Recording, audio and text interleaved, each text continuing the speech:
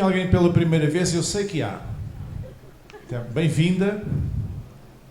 E aqui várias pessoas. Bem-vindos em nome de Jesus. Sintam-se bem aqui. Ok.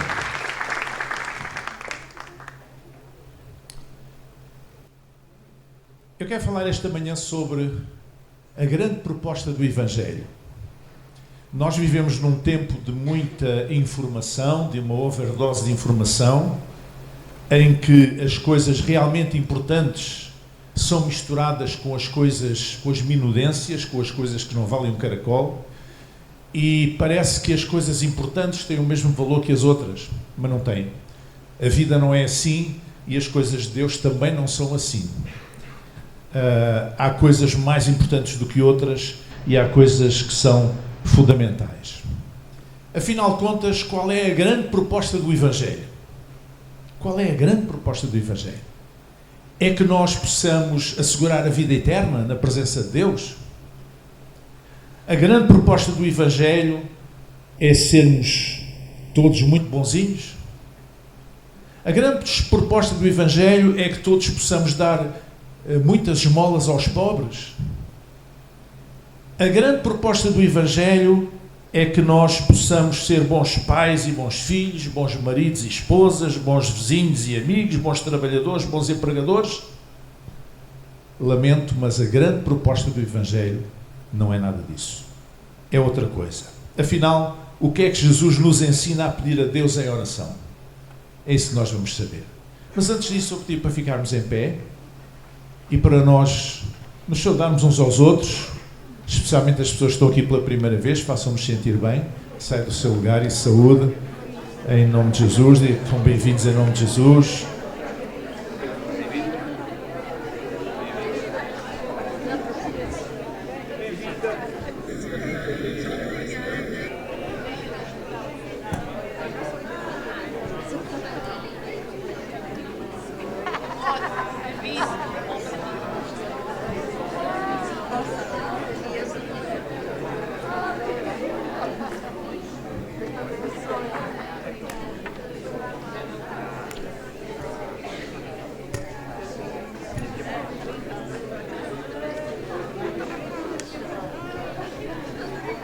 Deus está aos nossos lugares.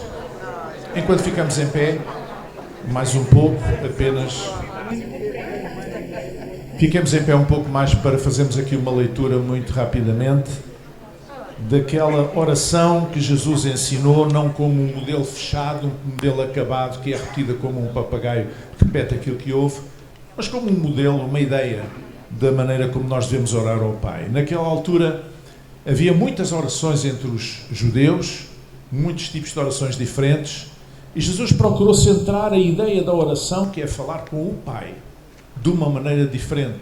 Ele sugeriu que as orações não fossem como as orações judaicas, hebraicas, antigas, tradicionais, religiosas, mas fosse uma oração que fosse uma conversa entre um filho e um pai. E por isso ele disse, portanto, vós orareis assim. E agora gostaria que todos me acompanhassem. Pai nosso que estás nos céus, santificado seja o teu nome, venha o teu reino, seja feita a tua vontade, assim na terra como no céu. O pão nosso de cada dia nos dá hoje e perdoa-nos as nossas dívidas, assim como nós perdoamos aos nossos devedores. E não nos deixes cair à tentação, mas livra-nos do mal, porque teu é o reino e o poder e a glória para sempre. Amém. Podem sentar. Então, a ênfase do Evangelho que Jesus propôs não é alcançar a vida eterna. A ênfase do Evangelho é o estabelecimento do reino de Deus. Venha o teu reino. Primeira coisa, venha o teu reino. Não diz leva-nos para o teu reino. Diz venha o teu reino. A vida eterna é uma garantia para o cristão, mas não é uma missão. É uma garantia, mas não é uma missão. Nós não temos que trabalhar para alcançar a vida eterna. Não é nada disso. Ela já foi alcançada por Jesus na cruz do Calvário. A vida eterna é uma consequência, não é uma tarefa nossa. É uma consequência da morte de Cristo e do nosso arrependimento dos nossos pecados, de nós subjugarmos a nossa vida a Cristo como nosso Senhor, e aí nós temos a garantia da vida eterna, porque Ele disse: quem crer em mim nunca morrerá. E disse: eu sou a ressurreição e a vida. Então é uma garantia, é uma herança, é alguma coisa que não é uma tarefa nossa, porque o nosso trabalho não é no céu, o nosso trabalho é aqui, na nossa casa, no nosso prédio, na nossa rua, no nosso bairro, na nossa cidade, no nosso país, no nosso mundo. Essa é a nossa tarefa, essa é a ênfase, essa é a grande prioridade que nós temos. Então o nosso papel qual é? É estabelecer o reino espiritual do qual Jesus, Deus, é Senhor. Seja feita a tua vontade, assim na terra como no céu. O que é que isto significa? Significa que nós devemos viver neste reino espiritual como súditos do Rei Jesus. Obedecer ao nosso soberano, fazer cumprir a sua vontade, sermos agentes deste reino. Amém? Sermos embaixadores do Rei Jesus. Amém? Amém? Somos embaixadores deste Rei. Jesus é o Rei, Jesus é o soberano, Jesus é o Senhor. Não basta enchermos a boca a dizer Jesus é Senhor, mas não fazemos a sua vontade. Não cumprimos a sua vontade na medida em que nós a conhecemos. O que é que faz um embaixador? Ele representa o seu soberano.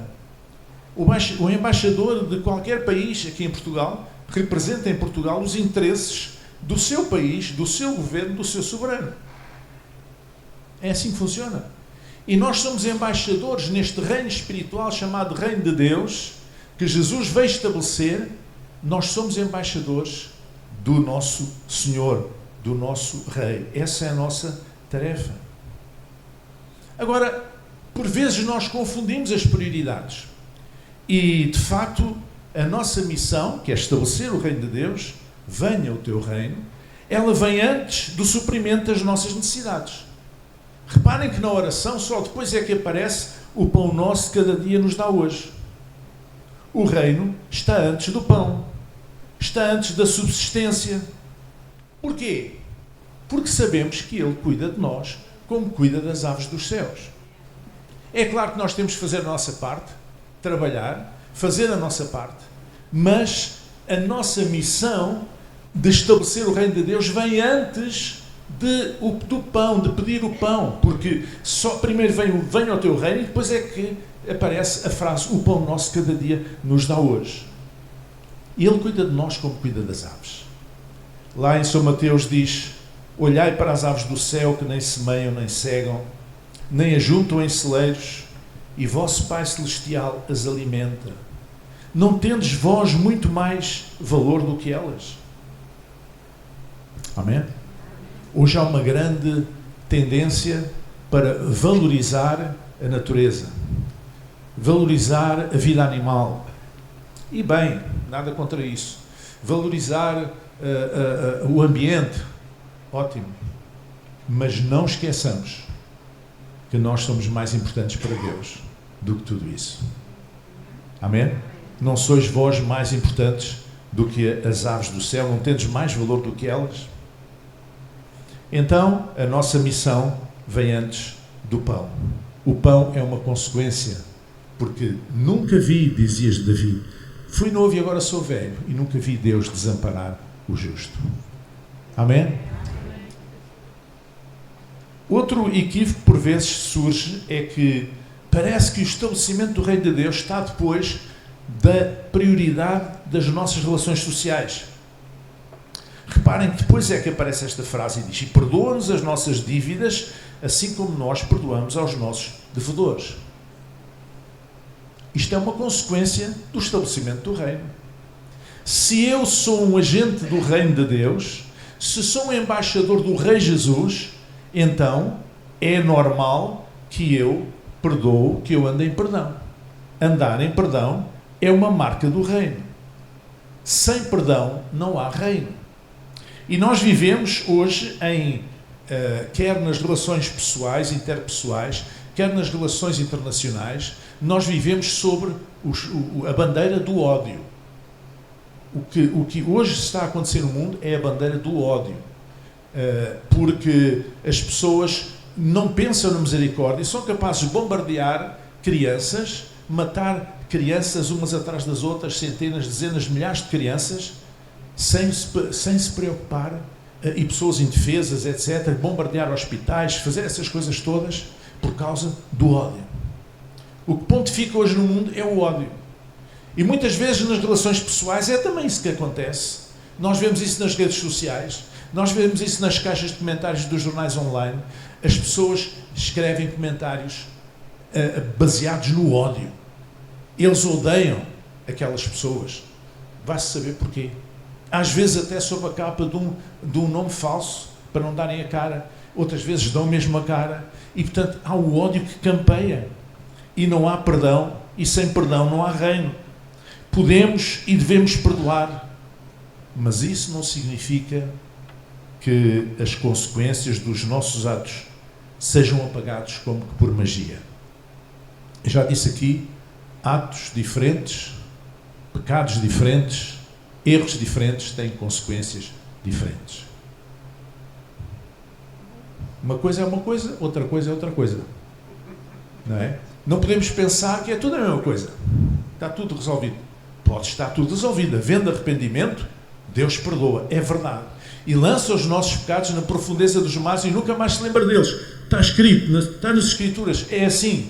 Mas as consequências ficam. As consequências dos nossos atos, algumas delas, que são mais graves, elas ficam. O que é apagado é o nosso pecado contra Deus, que nunca mais se lembra dele, mas apenas quando há verdadeiro arrependimento.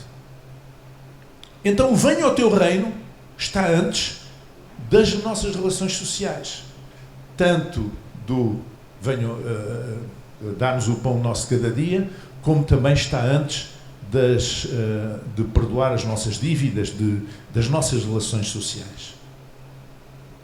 Mas mais, o estabelecimento do reino de Deus, a grande prioridade do reino de Deus, vem antes também da proteção contra o mal.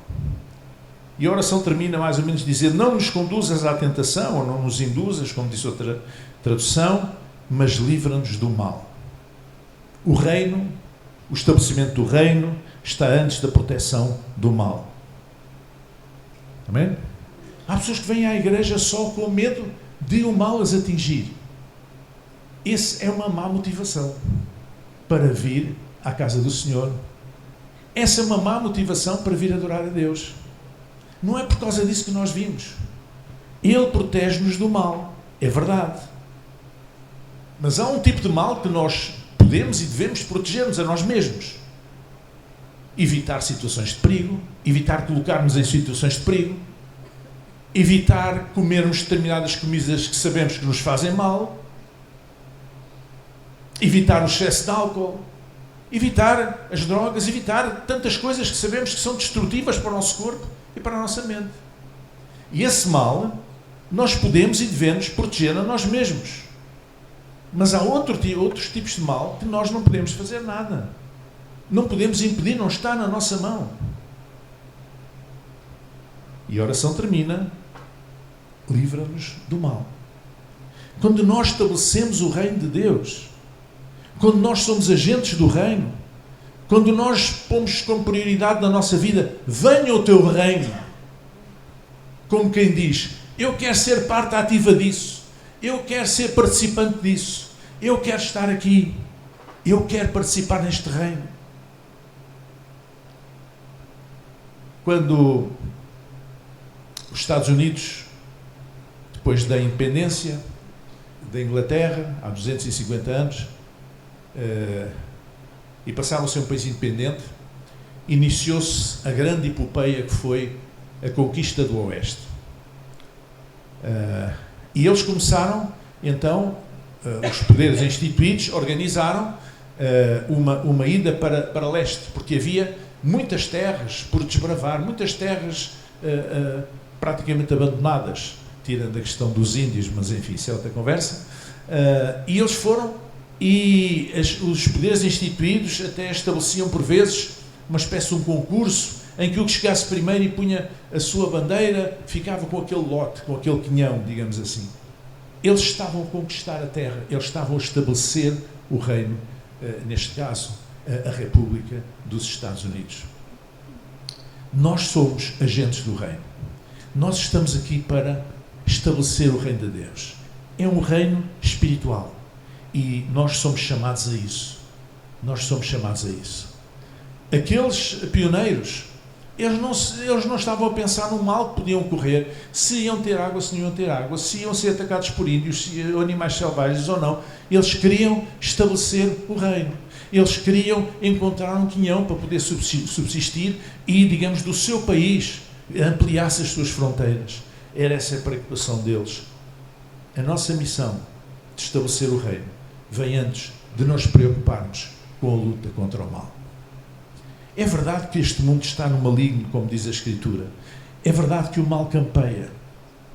Até há pessoas que nem querem ter filhos, dizem que nem querem ter filhos porque o mundo está tão mau, tão feio, que pôr crianças no mundo é complicado. Mas se no passado se tivesse pensado nisso, nenhum de nós estava aqui hoje. Só no século passado houve 2 guerras mundiais com milhões de mortos na Europa e um pouco por todo o mundo. E nós cá estamos. Eu nasci 9 anos depois do fim da Segunda Guerra Mundial. Não estaria aqui se os meus pais pensassem nisso. Tanto tempo difícil e não sei o quê, racionamento e coisa. Se calhar é melhor não. E a minha irmã nasceu 6 anos antes de mim. Portanto, logo mesmo a seguir ao fim da guerra. Não, nós não temos que preocupar-nos com o mal, nós temos que preocupar-nos em estabelecer o reino. Venha o teu reino. E eu quero fazer a minha parte para que o reino de Deus seja estabelecido. Somos chamados a estabelecer o reino de Deus entre nós. Jesus diz lá em Mateus 10:7, e indo pregar e dizendo, é chegado o reino dos céus, ou o reino de Deus, que é a mesma coisa.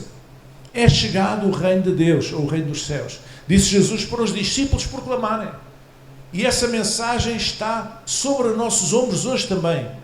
Nós somos chamados não apenas a proclamar, mas a viver.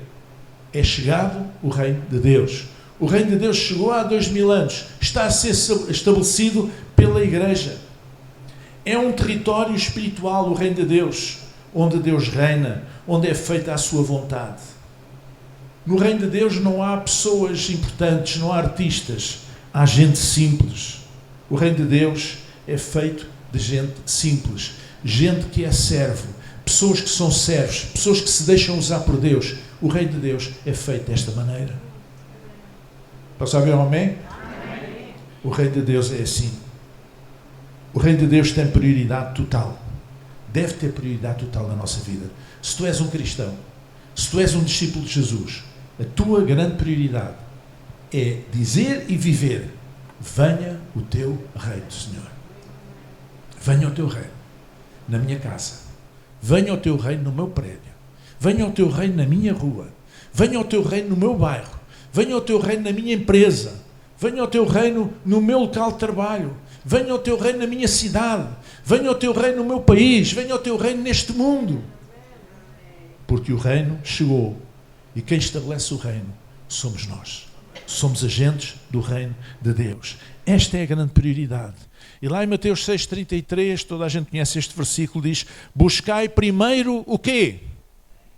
O reino de Deus.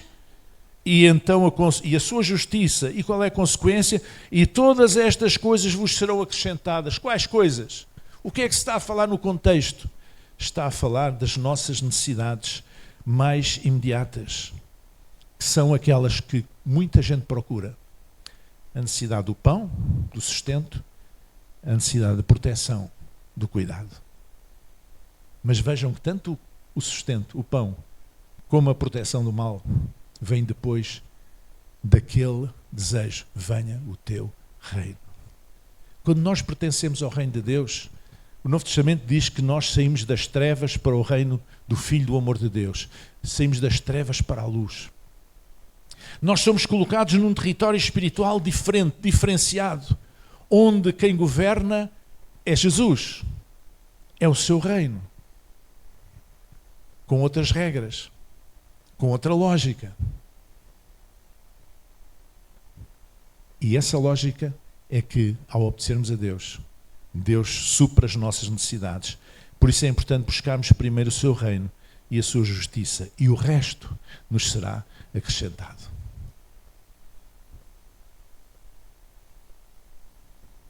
Vamos chegar em pé, por favor.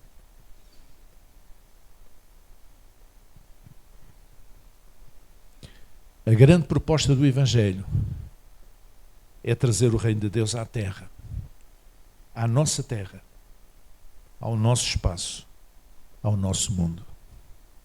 Não esqueça isso. Quando sair destas portas daqui para fora, viva você em Setúbal, nos arredores ou mais longe, onde quer que seja, o seu papel como cristão deve ser: Senhor, que venha o teu reino. A sua oração todos os dias deve ser: Senhor, que venha o teu reino. Porque eu sei que quando o teu reino vem, todas as coisas me serão acrescentadas.